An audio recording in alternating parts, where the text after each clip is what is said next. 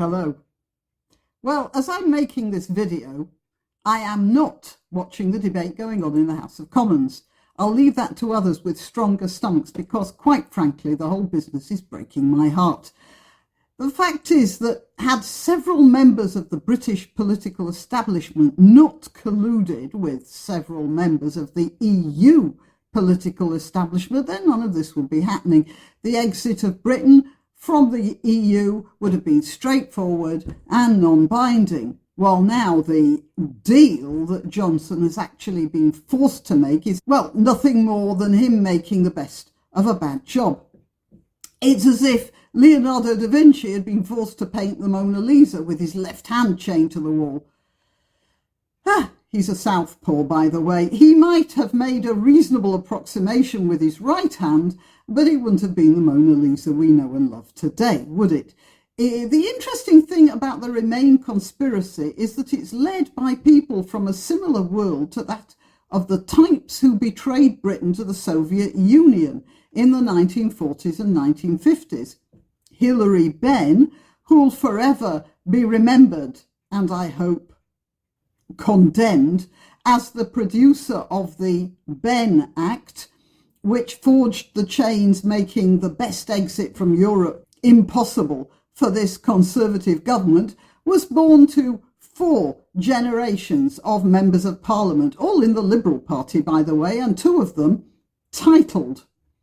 And his determination to scupper any British independence by making it impossible, or at least trying to make it impossible, for Britain to leave the EU reminded me very strongly of the people who are known as the Cambridge Five.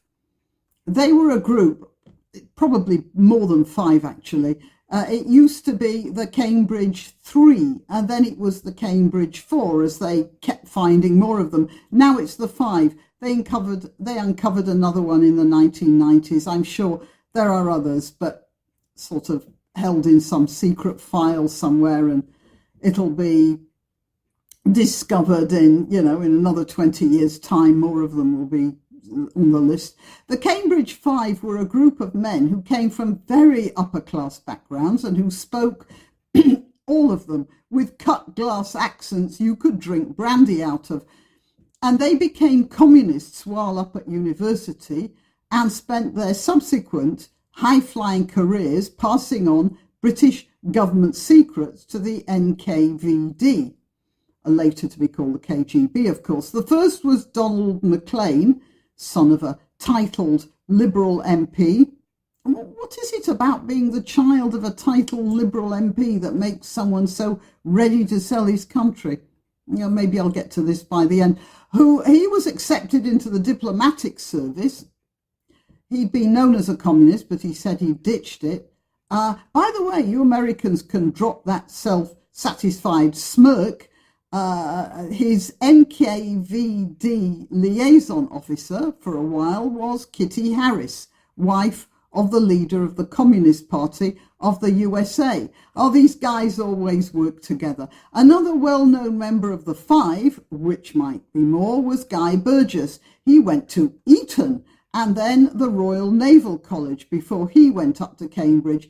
His credentials were impeccable, and he ended up as a high flyer in the Foreign Office and deputy to Ernest Bevin MP, the Foreign Minister. I suppose you could say that the Foreign Ministry is the equivalent of the Foreign Minister is the equivalent of the Secretary of State in America in many ways. Goodness me, imagine if your Secretary of State was somehow compromising US interests by transferring important resources to Russia. Oops. Anyway, back to the Cambridge Five, or more.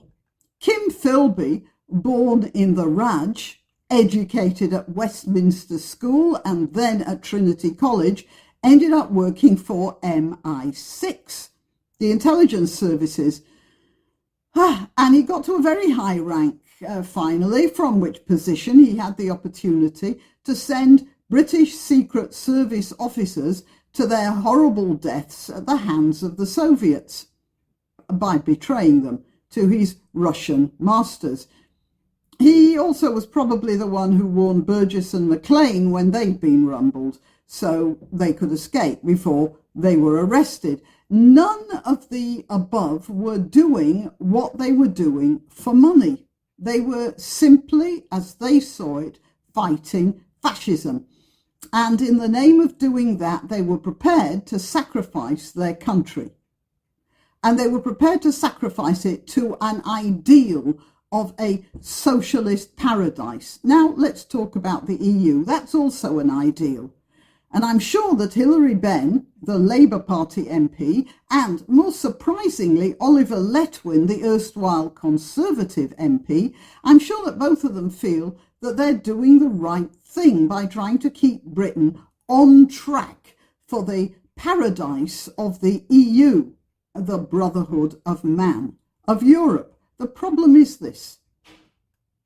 It shows very plainly that both of these people and their supporters, of course, have absolutely no trust in any sort of democracy.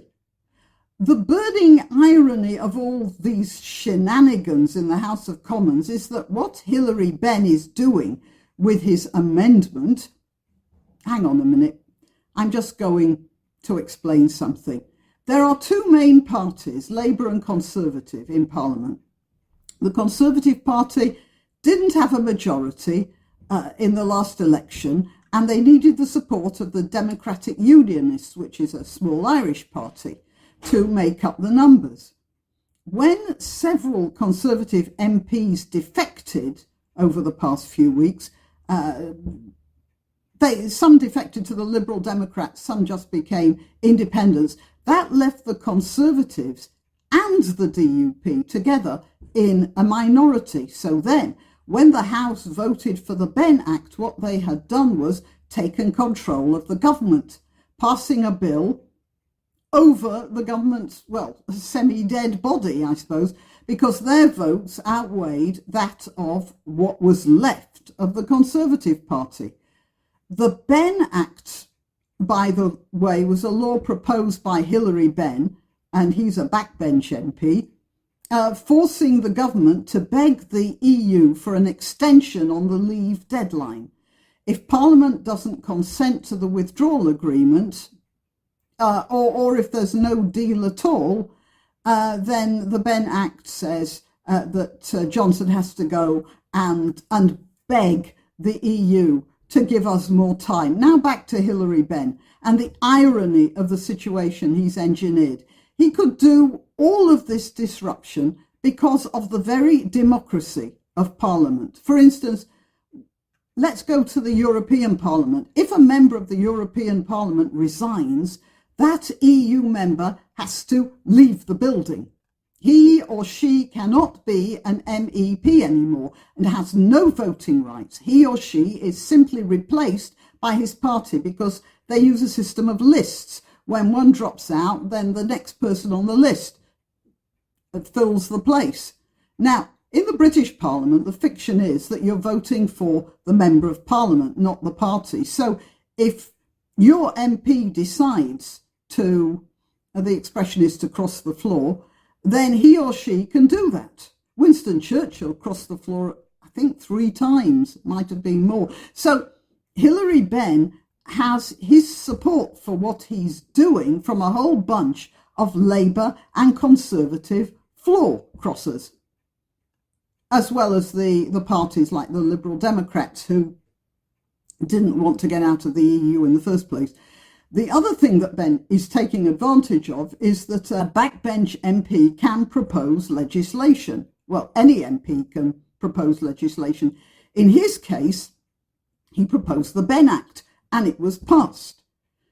No individual member of the EU Parliament can propose any sort of legislation. All they can do is vote yes or no for whatever the Commission has put before them. And they vote yes or no, not on their individual consciences, by the way, but on what their party tells them to vote. If they decide they can't vote for something, they're out and they're replaced by somebody who will.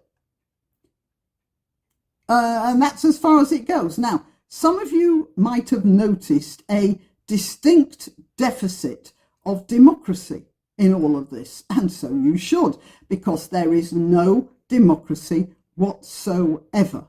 And it's absolutely astonishing how Hilary Benn can propose his law with us and stick to it with a straight face, using democracy in order to destroy it. But then it's equally obvious that Hilary Benn and all the rest of those Remainers have very little confidence either in or respect for democracy. So why don't they have any confidence in democracy? You may well ask, because I've been asking that all afternoon. Just like the Cambridge Five, they have this shining ideal in front of their eyes, and they can't see anything else. So betrayal isn't betrayal, and dishonour isn't dishonour. Everything will be washed clean by this perfect goal, and hang the people who disagree with it. In the case of the Cambridge Five, that was literal, by the way.